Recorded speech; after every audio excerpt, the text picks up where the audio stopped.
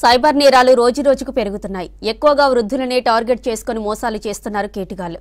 వృద్ధుల అవసరాలను ఆసరాగా చేసుకుని అకౌంట్లు గుల్ల చేస్తున్నారు. మెసేజ్లు, కాల్స్, లింక్స్ పంపించి నిండా ముంచుతున్నారు సైబర్ నేరగాళ్లు.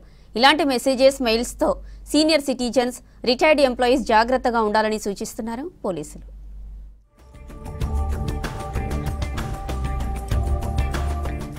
వృద్ధులు, రిటైర్డ్ ఉద్యోగులు ఎక్కువగా సైబర్ మోసాలకు బలవుతున్నారు. వారికి సాంకేతిక పరిజ్ఞానం తక్కువగా ఉండటం, ఒంటరిగా ఉండటంతో ఈజీగా మోసం చేస్తున్నారు.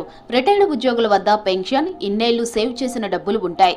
బ్యాంకు డీటెయిల్స్, పాస్వర్డ్లు, ఇతర వ్యక్తిగత సమాచారం సైబర్ నేరగాళ్లకు ఇచ్చి మోసపోతున్నారు senior citizens. Phone calls, emails, online లింకులతో డేటాను దొంగిలిస్తున్నారు సైబర్ నేరగాళ్లు.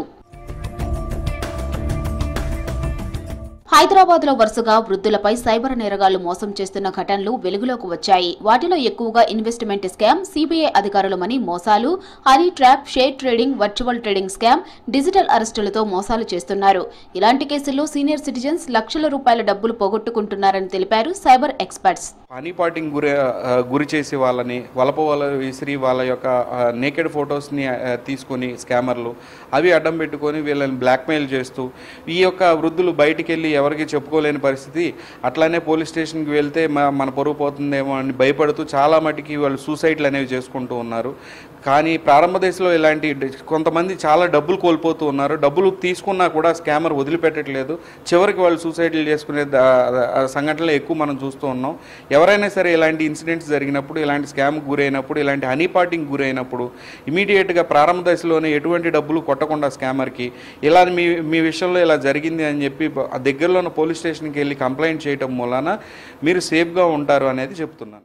వృద్ధులు ఒంటరిగా ఉండటంతో ఎక్కువగా మోసపోతున్నారని తెలిపారు సైబర్ నిపుణులు. టెక్నాలజీపై పట్టు లేకపోవడంతో ఈజీగా మోసం చేస్తున్నారు. నేరగాళ్లు చెప్పినట్టు చేయడంతో బ్యాంక్ అకౌంట్ల నుంచి డబ్బులను కొట్టేస్తున్నారు.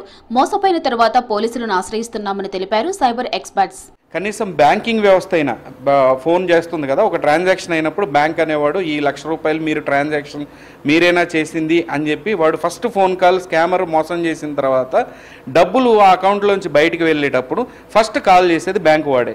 అదే బ్యాంకు వాడు చేసి ఈ లక్ష మీరు ట్రాన్సాక్షన్ చేశారా లేదా అనే దాని బదులు మీరు ఇది అన్నోన్ అకౌంట్కి వెళ్తుంది, మీరు సిబిఐ అంటూ పోలీసులు అంటూ చాలామంది స్కామర్లు మిమ్మల్ని బెదిరిస్తారు, ఇది అటువంటి సిచ్యువేషన్ అయితే ఇమీడియట్గా ఆ ఫోన్ కాల్ మా ఫోన్ కాల్ కట్ చేసి దగ్గరలో ఉన్న పోలీస్ స్టేషన్కి వెళ్ళండి అని కనుక ఎడ్యుకేట్ చేస్తే చాలా మటుకు ఈ డబ్బులు అనేవి పోకుండా ఉంటాయి. సైబర్ క్రైమ్స్ పై వృద్ధులకు అవగాహన కార్యక్రమాలు నిర్వహించాలని సూచిస్తున్నారు సైబర్ ఎక్స్పర్ట్స్.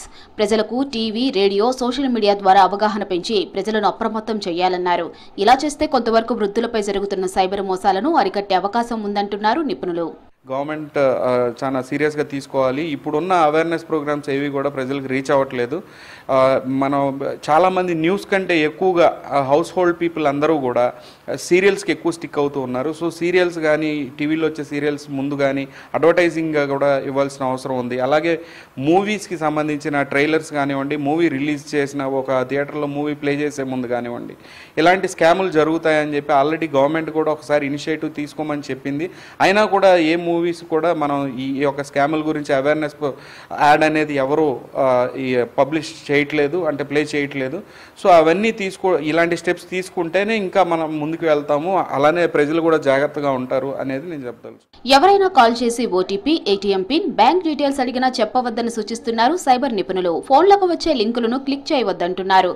సైబర్ నేరాలపై 1930 హెల్ప్ లైన్ కాల్ చేయాలని సూచిస్తున్నారు సైబర్ ఎక్స్పర్ట్స్.